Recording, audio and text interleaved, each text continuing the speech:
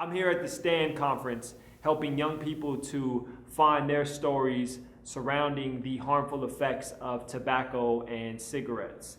And I'm about to perform a poem for you that I wrote about my grandfather who could never stop smoking cigarettes. My first hero was my grandfather.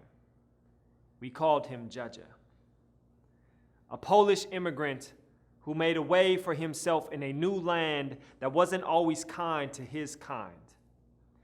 A hard-knuckle war veteran, baker by trade, a Frank Sinatra type who always did things his way. Once he quit his job because they wouldn't give him a smoke break. My first hero was my grandfather. I'll never forget the day, though. The day that we sat together, his hand trembling in mine, as the melodic humming of the oxygen machine blended with the wheezing trying to escape from his lungs and the theme song to his favorite television show, MASH. He said he loved this show because it reminded him of his glory days where he served as a major in the U.S. Cavalry. His picture still hangs above the mantle in my grandmother's house, my grandfather, shirtless, riding backwards on his stallion, lit cigarette hanging from his lips. My grandmother still calls him a show-off.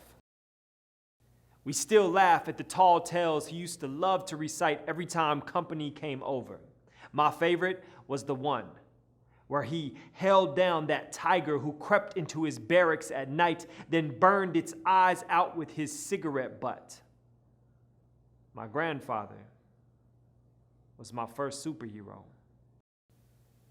His hands, once full of vigor, now ghostly and weak, trembling in mine, to the melodic humming of the oxygen machine and the wheezing trapped in his lungs, and the theme song to his favorite television show. That was the last time we heard it together.